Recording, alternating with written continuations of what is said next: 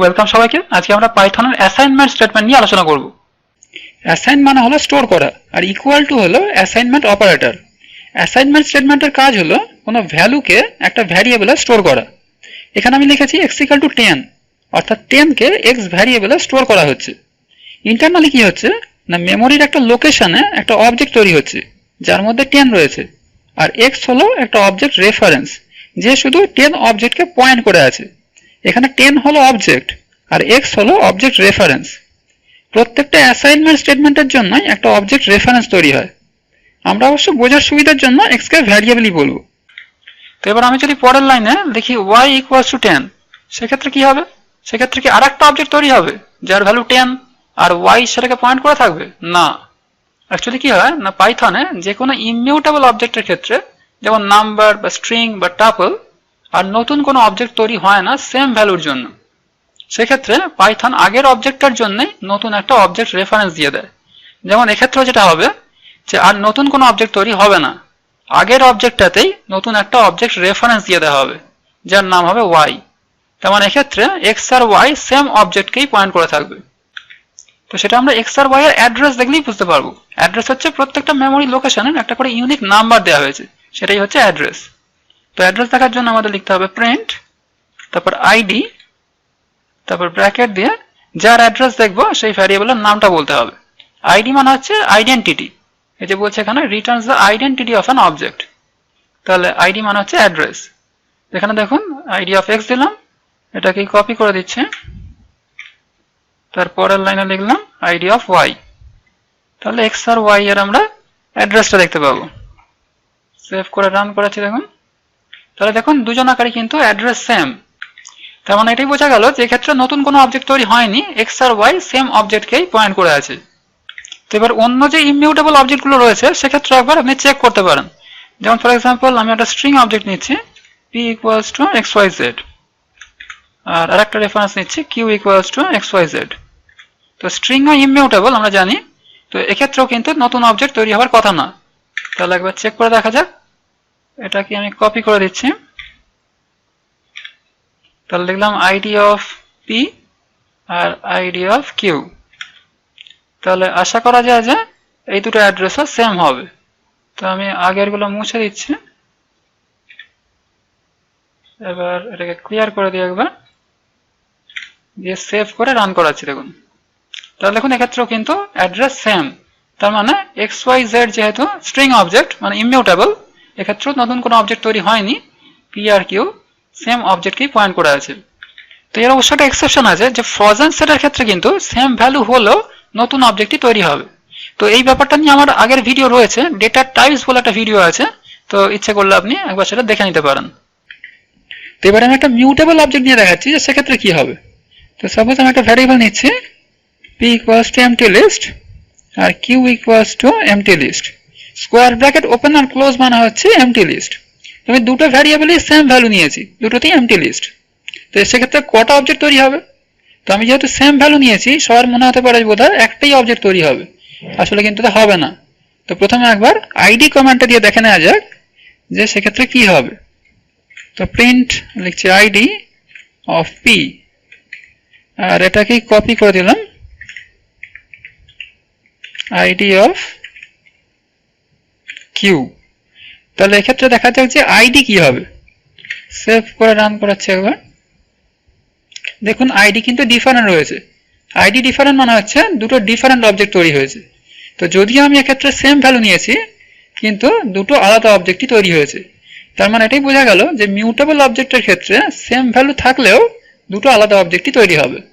তো এবার আমি প্রোগ্রামটা একটু চেঞ্জ করছি, ওপরে যে এক্স আর ওয়াই দুটো ভ্যালু নিয়েছিলাম, আমি y ইকুয়াল টু 10 লাইনটা মুছে দিচ্ছি, তার জায়গায় লিখলাম y ইকুয়ালস টু x।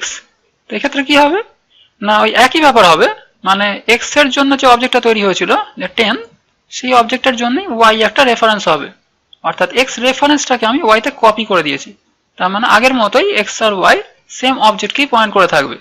তো এটা একবার দেখে নেওয়া যেতে পারে যে আমি যদি প্রিন্ট কমেন্টটা দিই প্রিন্ট x আর প্রিন্ট y, তাহলে সেক্ষেত্রে দেখুন কি হয়। সেভ করে রান করাচ্ছে, তাহলে দেখুন দুটো ভ্যালু কিন্তু 10 দেখাচ্ছে, তার মানে x আর y সেম অবজেক্টকেই পয়েন্ট করে আছে। তো এবার আমি পরের লাইনে লিখছি y equals to y plus 1। তো এক্ষেত্রে আমরা কি করছি, এটাও একটা অ্যাসাইনমেন্ট স্টেটমেন্ট, আমরা y এর ভ্যালু 1 বাড়াচ্ছি। তো এখানে ইকুয়াল টু ডান দিকের পার্টটা আগে এক্সিকিউট হবে, মানে y এর সঙ্গে 1 যোগ হবে, যোগ হয়ে ভ্যালুটা y তে অ্যাসাইন হবে, মানে y এর ভ্যালু এখন 11 হবে। তো একবার আপনি প্রিন্ট স্টেটমেন্টটা দিয়ে দেখুন, প্রিন্ট y, এটাকে কপি করে দিচ্ছি, দিয়ে সেভ করে রান করাচ্ছি। দেখুন এটাকে ক্লিয়ার করে দিচ্ছি। তাহলে দেখুন x এর ভ্যালু 10 ছিল আগেরটা, আর y এর ভ্যালু 10 ছিল, আর এখন y এর ভ্যালু হয়েছে 11। এবার এখন x এর ভ্যালু কত হবে, x এর ভ্যালু কিন্তু হিসাব মতো 11ই হওয়ার কথা। কেন না, x আর y সেম অবজেক্টকেই পয়েন্ট করে আছে, কিন্তু সেটা হবে না। প্রথমে একবার প্রিন্ট দিয়ে দেখুন কি হচ্ছে, প্রিন্ট x, এটাকে সেভ করছি, ক্লিয়ার করে দিয়ে রান করাচ্ছি। দেখুন x এর ভ্যালু কিন্তু 10ই আছে, এই লাস্টেরটা কিন্তু x এর ভ্যালু, আর এর উপরেরটা y এর ভ্যালু। তো এরকম কেন হলো না, মনে রাখতে হবে যে x আর y কিন্তু ইন্টিজার, আর ইন্টিজার কিন্তু ইমিউটেবল। তো ইমিউটেবল অবজেক্টের ক্ষেত্রে যখনই আমরা ভ্যালু চেঞ্জ করব, সেক্ষেত্রে কিন্তু নতুন অবজেক্ট তৈরি হবে। এক্ষেত্রে y এর ভ্যালু যেহেতু আমরা চেঞ্জ করেছি, সেই জন্য নতুন একটা অবজেক্ট তৈরি হয়েছে, আর y সেই অবজেক্টটাকে পয়েন্ট করে আছে, আর x কিন্তু পুরোনো অবজেক্টকেই পয়েন্ট করে আছে। তো এটা আমরা একবার আইডি দিয়ে দেখে নিতে পারি, যে আমি দিচ্ছি প্রিন্ট আইডি অফ y, আর এটাকে কপি করে দিচ্ছি, প্রিন্ট আইডি অফ x। তাহলে দেখুন কি হয়, রান করাচ্ছে, এটাকে ক্লিয়ার করে দিই। তাহলে দেখুন এক্ষেত্রে কিন্তু আইডি দুটো ডিফারেন্ট হয়ে গেছে, তার মানে y এর জন্য একটা নতুন অবজেক্ট তৈরি হয়েছে, উপরেরটা হচ্ছে y এর জন্য, আর নিচেরটা হচ্ছে x এর জন্য, আর x কিন্তু পুরোনো অবজেক্টকেই পয়েন্ট করে আছে, তার জন্য কিন্তু আমরা ভ্যালু দুটো আলাদা দেখছি। তো এই পুরো ব্যাপারটা আরেকবার দেখিয়ে দিচ্ছি, তাহলে আপনারা ভালোভাবে বুঝতে পারবেন। তো এটাকে ডিলিট করে দিচ্ছি, এটাকেও ক্লিয়ার করে দিলাম। তাহলে প্রথম থেকে করছি, x ইকুয়াল টু 10 নিলাম, আর y ইকুয়ালস টু x। তাহলে প্রথমে একবার আমি প্রিন্ট করে আইডিটা দেখিয়ে দিচ্ছি, print of ID of x, and এটাকে কপি করে দিচ্ছি, আর আইডি অফ y। তাহলে দেখে নিন একবার যে দুজনের আইডি এখন সেম। এবার আমি y এর ভ্যালু 1 বাড়িয়ে দিচ্ছি, y equals to y plus 1। এবার আমি আর একবার আইডি গুলো দেখিয়ে দিচ্ছি, তাহলে এই ব্যাপারটা বুঝতে পারবেন। তাহলে এটাকে কপি করে দিলাম, দিয়ে এখানে প্রিন্ট করে দিচ্ছি, দিয়ে সেভ করলাম, দিয়ে এটাকে ক্লিয়ার করে দিয়ে রান করাচ্ছি। তাহলে এবার দেখুন ডিফারেন্সটা।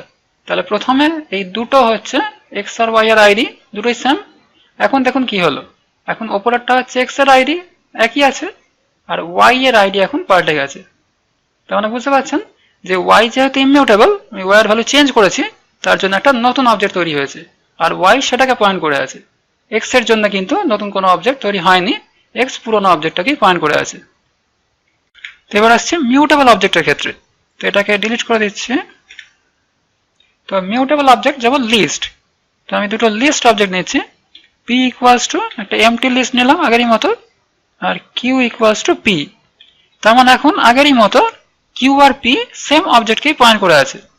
তো একবার প্রথমে আইডিটা দেখে নিন, print of p, sorry print of ID of p, আর এটাকে কপি করে দিচ্ছি, print of ID of q, দিয়ে সেভ করলাম, দিয়ে রান। তাহলে দেখুন এক্ষেত্রেও কিন্তু আইডি এখন সেম, তার মানে p আর q সেম অবজেক্টকেই পয়েন্ট করে আছে। তো এবার আমি যে কোনো একটা অবজেক্টকে চেঞ্জ করছি।